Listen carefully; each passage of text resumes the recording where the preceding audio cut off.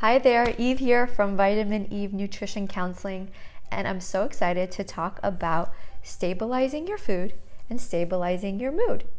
Turns out, when you have a stabilized mood, it makes it easier to be more stable with your food. And the reverse is also true, that when you're feeling stable with your food choices, that it helps significantly in helping stabilize your mood.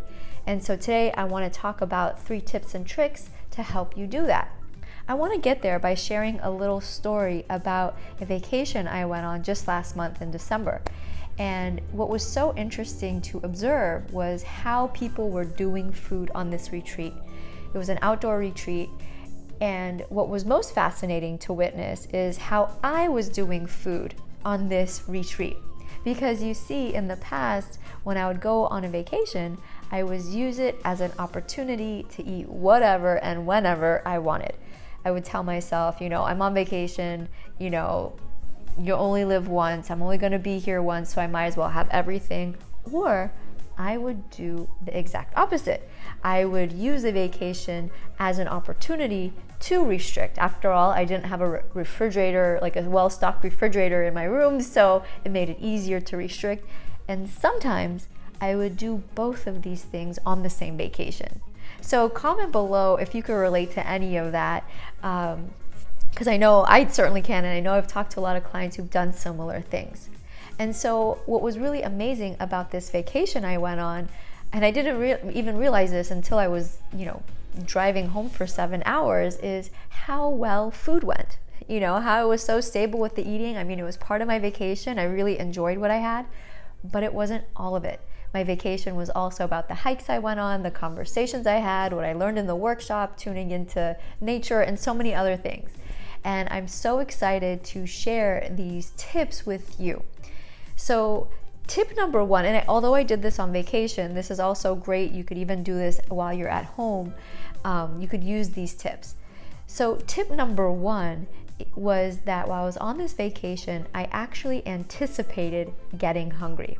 I know my body well enough, and I know for the most part I tend to get hungry about every 3 to 4 hours. So I anticipated getting hungry about every 3 to 4 hours. So think about your day today, think about your day tomorrow.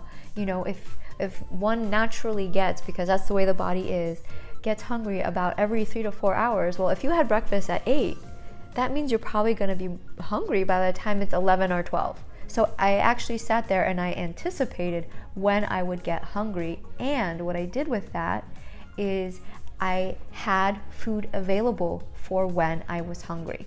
So I anticipated getting hungry, and I had food available when I knew I would get hungry. If I didn't have the food available, like in my backpack, literally, I knew that there was a cafe or a restaurant nearby where I could stop and grab food. So step number 2 is giving myself, feeding myself satisfying meals, meaning that while I was on this retreat, I didn't skimp out and just give myself a little bag of trail mix or like a piece of fruit. I actually provided myself with meals that were not only satisfying, but that I felt were energizing, that were delicious, and that work well for my body. So meals I knew that when I would finish eating them, that I would feel great. So what you serve yourself, making sure that the food that is available for you are foods that energize you, that make you feel great. Step number 3 was having snacks available. After all, while being on this retreat, I was under somebody else's schedule. We had scheduled lunch times that would be shifted, would be pushed back or pushed up, depending on what was happening. So to help me move through that, having snacks available really helped stabilize my food because I wasn't getting too hungry. And a key tip, so those are the 3 tips, right? Tip number 1, anticipate getting hungry and have food available. Tip number 2 is make sure the food that you have available is satisfying, realistically satisfying for you. And tip number 3 is have snacks available just in case something comes up, just in case, something gets delayed and you need to have something to avoid that extreme hunger. I'm gonna add a bonus tip here because I feel like this is so valuable and so important, is to have a cool attitude. Because you see, part of what really impacts mood that ends up impacting food is that oftentimes when people mess up with food, if they accidentally eat too much or eat the wrong thing, they get so mad at themselves. And the irony is they get so mad at themselves, they may use even more food to numb out or to punish what just happened with food. So part of this tips or these tools is to have a forgiving attitude, to be cool with yourself, to actually expect that sometimes you may miss the mark. There may still be times where you accidentally get too hungry, and that there may still be times where you accidentally get too full. That's part of it. Happy, healthy, normal eaters sometimes, get accidentally too hungry or too full, but the difference is they don't punish themselves, or they don't numb out, or use more food to deal with it. So having a forgiving attitude really helps stabilize food and stabilize mood. So I hope this was helpful. If you enjoyed this, please subscribe so you never miss a video.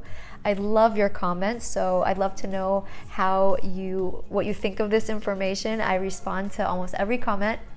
So thank you so much for being a part of my community, and happy eating. Bye.